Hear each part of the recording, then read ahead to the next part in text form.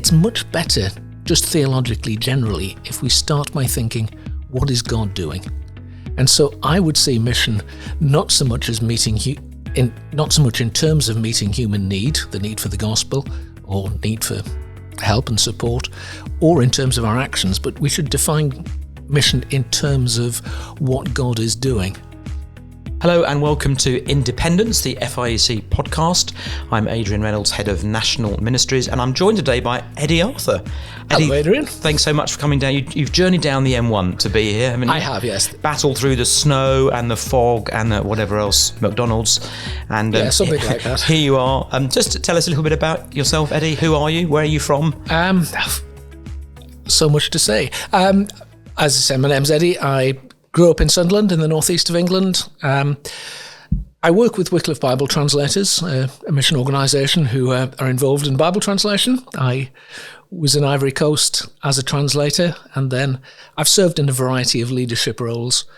And these days, we don't have a title for me, a job title. But basically my job is to try and make people think about mission. A sort of roving ambassador, if you like, yes. Minister without portfolio. Yeah, but not specifically for Wycliffe. Okay. Just to try and help other mission agencies, churches, and anybody to think about what should mission look like in the 21st century. And you writ a lot about mission, don't you?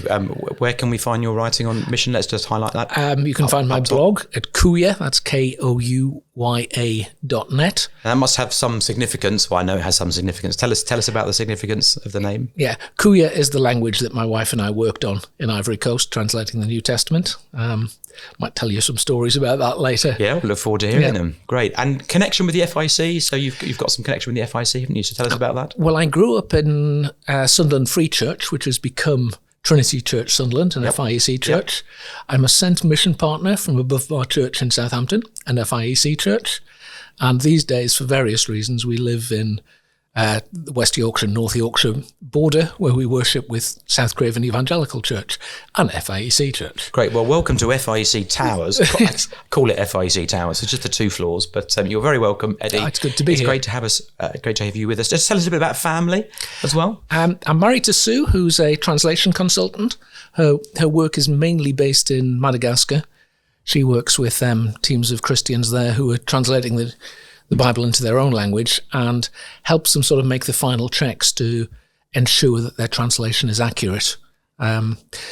She used to travel out to Madagascar 2 or 3 times a year. These days she does virtually everything on Zoom, as the rest of us do too. I've got 2 grown-up sons, one in the Lake District and one in Northern Ireland, and 2 grandchildren who are in Northern Ireland too. Great. So a very full life you must lead. Yeah, moderately. Yeah. Now, we're here to talk about mission. We're here to help church leaders especially think about mission. I mean, mission is kind of it's a massive word, and it could mean all kinds of things to different people. So let's just define it a little bit. What do we mean when we're talking about mission in this conversation? Let me take a step back. Sure. I mean, mission isn't a term that's in the Bible, as church leaders will know. The problem is that we take what we do now and read it back into the Bible. So we think we know what a missionary does. And so we read that back and say that Paul is the greatest missionary. But we end up thinking of Paul in our terms rather than going to the Bible and saying, what should we be doing? So I think there are a couple of other things that we do, is that very often we'll define mission in terms of what we do. Mission is going and doing X. Yep. Or we'll define mission in terms of a need. People need to hear the gospel. Sure. So, mission is meeting that need. And those are good things. But I think it's much better, just theologically generally, if we start by thinking, what is God doing? And so I would see mission not so much as not so much in terms of meeting human need, the need for the gospel, or need for help and support, or in terms of our actions, but we should define mission in terms of what God is doing. And through Scripture, you see God reaching out to humanity. I mean, one of my favourite passages is that wonderful bit in Genesis 3 where God comes down into the garden and goes around looking for Adam and Eve. Where are you? Adam, where are you? Yeah. Oh, There you are. I just think that's brilliant. And in a sense, that captures what mission is. But my own personal definition, which is personal, is that it's our active participation in glorifying God through our participation in his project to reconcile all things to himself through the cross of Christ. So it's building on... so that keeps God as the primary actor, if you like, in that drama, and we're the supporting actors. In Oscar terms, Oscars are coming up. In Oscar terms, we're not the actor in the leading role. That's always God. Yeah, exactly. Yeah. And we define it in terms of what God is doing, and it's building on Colossians 1:20, and so the cross is right there at the centre. And glorifying God is part of it, but it says being active. Having a high view of the sovereignty of God. I believe that God is going to use me for his purposes, whatever I do. Yeah, yeah. But I can't then claim, just because God did something through me, that that's mission. Yeah. Mission is when I am actively seeking to participate in what God is doing. And that's a very broad definition of mission. And I guess one of the things you might say as a church leader is, well, hang on, so the Christianity Explore course I'm running on a local estate, that's mission, right? On that basis. Yeah, I would say so. Or my Sunday morning preaching to a mixed congregation is mission on that basis. Yes, I would say so. I think there are different... It's always complex. There are different ways you can look at it, but I think where we are actively seeking to reach out to people, I think there are two key things there are two key things you see in the way God is working. One is that through history, he has been calling together a people. You see it through the Old Testament and the New, who are then sent out. So there's this process of calling people together, which involves preaching the gospel, repentance and faith, and them being sent out. And then there is God's people are supposed to have ethical standards. And I think when we are applying those things outwardly, it becomes mission. Right. Now, if you want to get really, into the details, you can say some things are more mission-y than others, all creatures are equal, but some are more equal than others. But if you are intentionally and thoughtfully reaching out to non-Christians in your preaching, then I would say that is mission. But if it's just, I'm preaching to the congregation, if there are some non-believers there, that's fine. No. Not so much. Yeah. And I suppose one of the challenges always with thinking about, let's call it world mission, just in terms of thinking about that mission on a broader canvas, is it can often be a marginalised part of church life. There's so much going on internally. Yeah. And especially perhaps over the last 18 months, there's been so much to manage internally that actually that sort of part of world mission is the sort of thing that gets delegated to the eager beaver, or appoint the mission secretary. Yeah. So how do we take that broad definition of mission and all that it encompasses and make that a key part of church life and not just a specialist subject? I think one of the reasons why I would see mission as including, the church reaching out to its neighbours, is that I've yet to see a church which has a really good local evangelistic programme that doesn't also have a cross-cultural element. Now, that may involve sending or supporting missionaries to the other side of the world.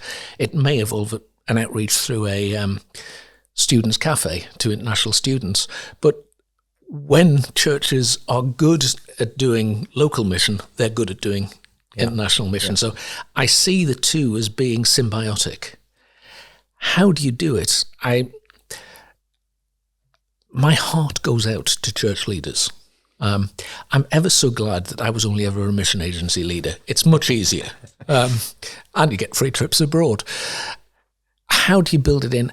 I think it is important that church leaders do take some time to inform themselves of what's going on around the world, to get to grips with what God is doing in other parts of the globe and to think it through. But part of that then involves winnowing it down to a level where you just take in, one aspect. You cannot get to grips with everything. It's part of my job is to try and understand what is happening right around the world. It's a key part of my job, and I just can't do it. I can't keep up with the whole thing. So I tend to concentrate on West Africa that I know, and even then it's too big. Yeah. So I think church leaders need to think about what are the natural contacts I have, and to then build on that and try and understand what God is doing in that one section. So it's okay for church leaders or churches to specialise in a sense in that way, do you think? Oh, absolutely. Rather than be generalists and say, we try and cover the whole world. Yeah, nobody can do everything. Yeah, and you even the biggest churches can't have an interest in absolutely everything God's doing. It's just not. It's just so do personal connections count in that? So I mean, if you're a church leader, I mean, let's say you're a church leader. I was a church leader in East London. In Tower Hamlets, where there's an enormous Bengali community. Yeah. In fact, not just a Bengali community, a Saleti community, which is a particular part of Bangladesh. Did you know that 90% of Indian restaurants in the UK are run by Saletis? I did know that. Yes, I did know that. Thank you. And that's one of the interesting things you learn in missionary training. Other trivia, please send it to 41 The Point, Market Harbour. Yes, I did know that. That's right.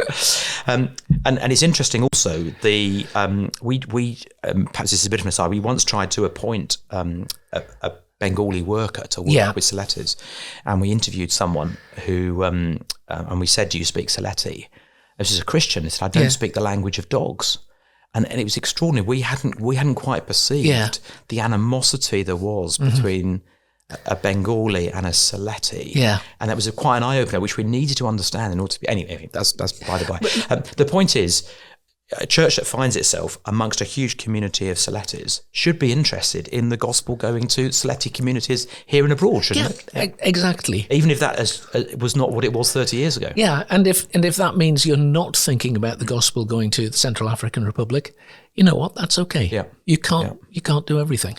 So something about God's providence here. I mean, you're talking about God's sovereignty in terms of understanding how we see salvation and that sort of thing, and mission. But actually there's something about God's providence in terms of where he's placed us and the makeup of the areas we're in, the people who are in the church, the connections they have. That's right. And, if you've been to Bible college or to seminary and, one of your friends is working somewhere else in the world, that's a natural contact. Find out about it. Take an interest in it. Does that mean, do you think that for churches, personal connections count for a lot? I think in the kingdom, personal connections are absolutely central. Yeah. We are brought into a family. I think one of the things that hinders ministry generally, but in particular, perhaps our world mission, is that we are so individualistic and we think that we've got to do our own thing rather than seeing ourselves as part of a network that God has drawn together. It's great when you tie together Acts and the epistles. And just to see all the connections, Paul says, in Corinthians, where he says, I baptized somebody, listing the people he baptized, and says, and I baptized the household of Stephanus. Yeah. And you then realize at the end of the book that Stephanus was there while Paul was dictating it. Yeah. And you can just imagine saying, "Hey, Paul, don't forget me." Yeah. But all the way through, you see these connections, and Paul's ministry was based on personal relationships. And I think that's absolutely key. That is interesting, because I think historically within nonconformist evangelicalism, a lot of our connections have been with agencies, not with individuals. And I can understand the reasons for that. Perhaps you haven't sent out a missionary yourself and you think, well, I love this work, or we had a connection with someone there 30 years ago, so we've carried on supporting UFM or Wycliffe or Grace Baptist Mission, whatever it may be. Are you saying that actually it's better to have personal connections rather than agency connections for a church? Yes. Yeah. I mean, I think Why? What's the benefit to the church of that? Because I used to be the head of an agency, so I've got to be careful here. I think that interpersonal relationships are nature of being brothers and sisters, Adelphoi, is just central to who we are as Christians. Relationships between organisations aren't. Agencies can facilitate those relationships. They can help, and if you don't have a natural contact, but you have an interest in Bible translation, well, talk to Wycliffe or whatever. But so I can see that there's a really important part for agencies there. But even if you don't have a connection, would I, as a church leader, be better saying to Wycliffe, put us in touch with a couple or a person who's working in a particular place, or even a team that are working on absolutely. They're working in Côte d'Ivoire or whatever. Very good. Yeah. Got that in. So would I be better doing that? Absolutely. Yeah. Would you, as a mission agency leader, have welcomed that, or would you have wanted to, give us some more money for general funds?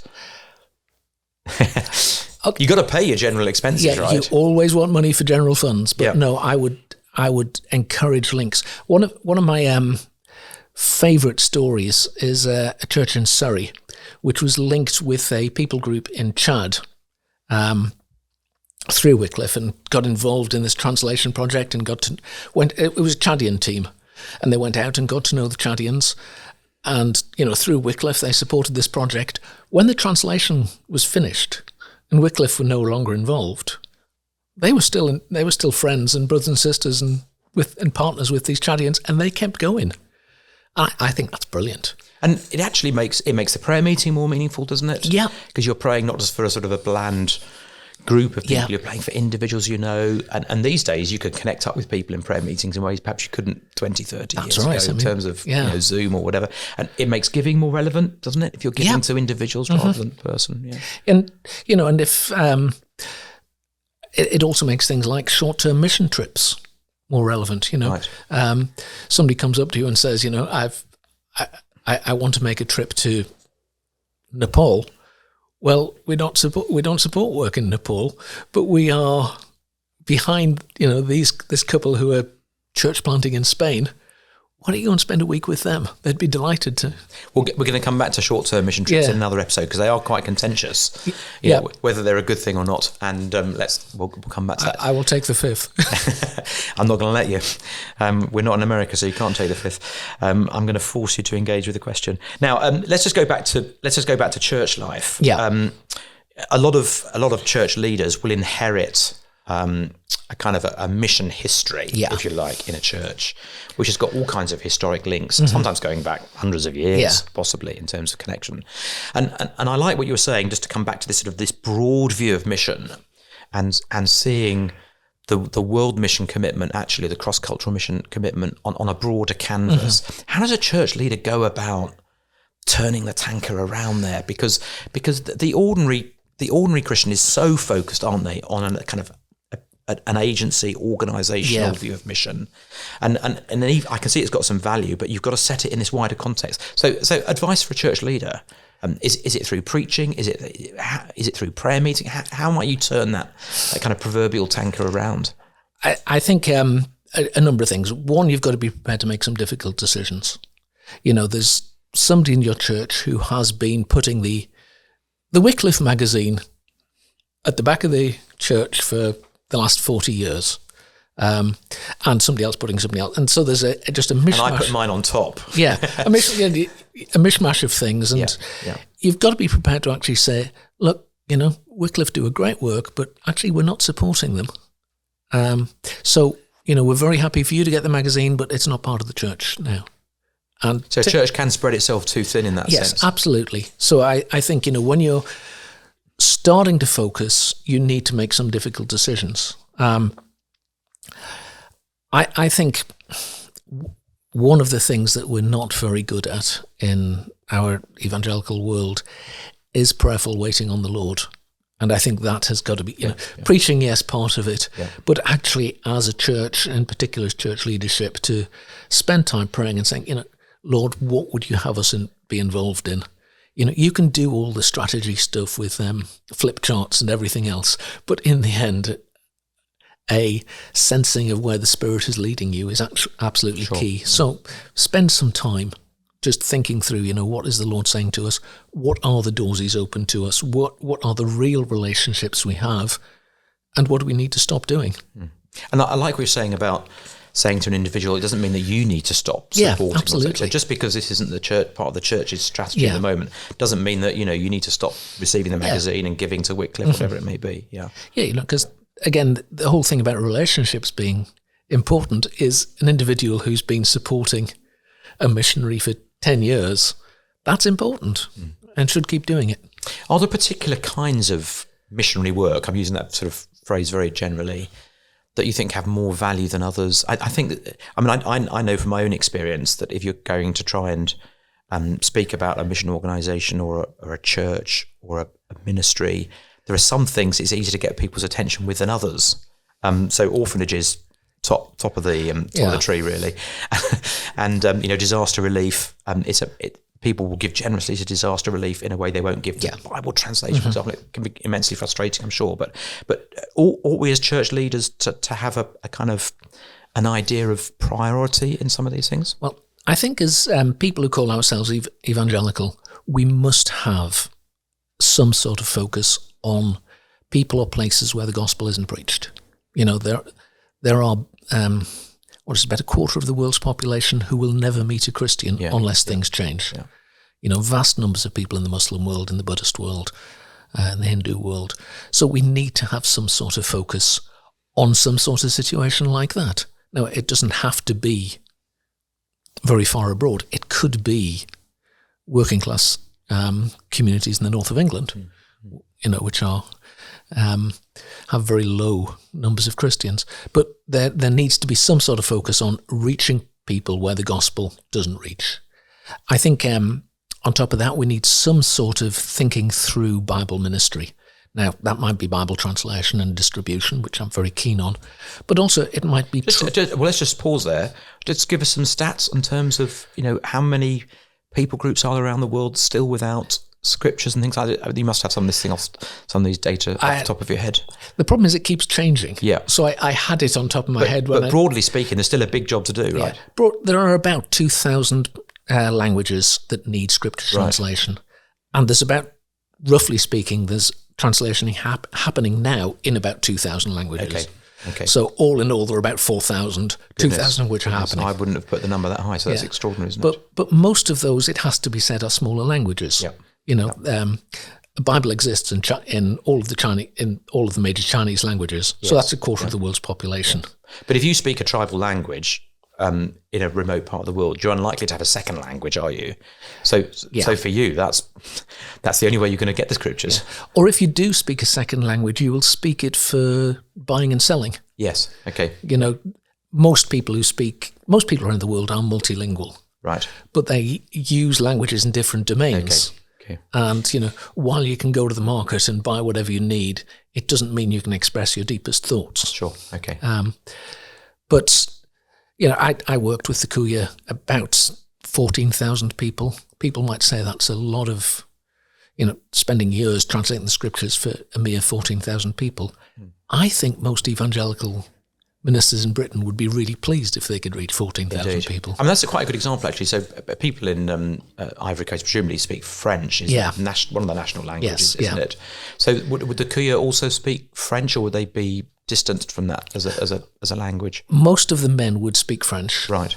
Quite a few of the women who'd been to school for a while would, but a lot of women wouldn't. Okay. But they'd also speak Dula, which is a trade language. Right. And perhaps Guro, which is another local language. Okay. So the Kuya becomes the heart. Yeah. The heart language, essentially, which is, that could be a whole different subject, couldn't it, about the importance of heart languages. Yeah. But, yeah. Okay. So let's come back to church leaders and just helping them think a little bit about this. It sounds to me as though even if you have someone who's delegated a kind of diaconate kind of role to do some of the admin of helping a church with collating and thinking through mission, actually it's not to be delegated from an eldership, is it? It's so much at the heart of what God is doing that it should be at the heart of what the church is doing. Yes, I think, like anything else, you can delegate aspects. An eldership probably delegates the bookkeeping to a bookkeeper, and you can delegate some aspects of your mission support, the organisation, to people who are gifted in that area. But deciding what you should do and taking a lead is an eldership role. One of the things, it's very different when a church is supporting mission sort of generally through prayer or whatever, or supporting a missionary sent by another church. But when you are sending your own missionaries, you've laid hands on them, committed them to this work, sent them out. You may not be able to pay all their bills, but you take responsibility for them. They are effectively a member of your staff. Would you make them a member of your staff? I would personally. You would, yeah. I think if somebody if you appointed somebody to do Muslim evangelism in your community, they would be on the church staff team. Indeed, yeah. If they're doing the same job 3,000 miles away, they're still doing the same job, and I would have them on the staff team and bring them in for Zoom meetings every now and then. Now, you delegate some of their care and some of their organisation to a mission agency, but they are part of your staff, and they need to have the same eldership oversight as anybody else. And if they're not eldership material, what are you doing sending them out? Interesting. Spread the gospel. Yeah. Well, that could be a whole episode in itself, yeah. couldn't it? We've got about 5 minutes left in this episode. Could we just talk a little bit about church-to-church relationships? Because obviously we're a movement of local churches. We talked a lot about sending individuals, and I guess when you're talking about sending people to pioneer situations, there aren't churches necessarily to plug them into. So what about relationships between churches locally and in another place? Is that something that we should be pursuing more than we probably do? Yes, I would strongly encourage it. If in the show notes, Global Connections have produced an excellent document on church-to-church partnerships. We'll get the link and put it in the notes. Yeah. I say it's an excellent document because I edited it. Okay. Not at all biased. But no hubris in the none Independence whatsoever. podcast. No. But yes, it was all other people's material. I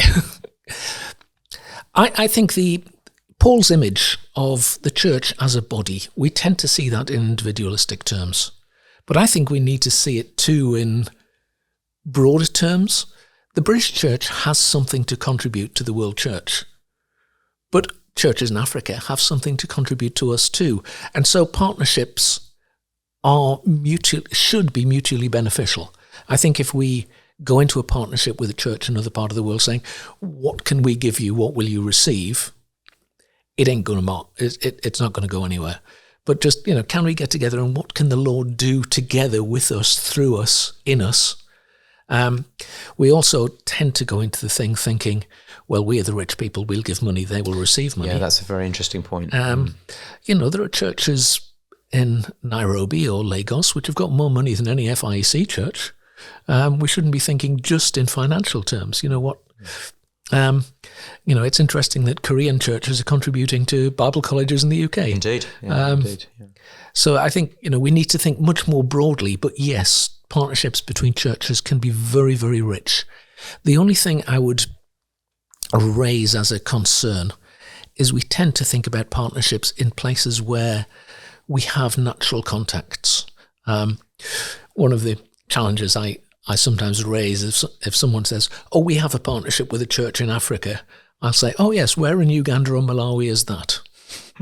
Because British churches tend to have partnerships in East Africa where they speak English, where you can go on safari, and where you're unlikely to get shot. Yes. So not in the Democratic Republic of Congo. Yeah, that's right. Yeah. So who's going to reach the DRC? Who's going to have partnership with churches in Bongi and Central African Republic? Yeah.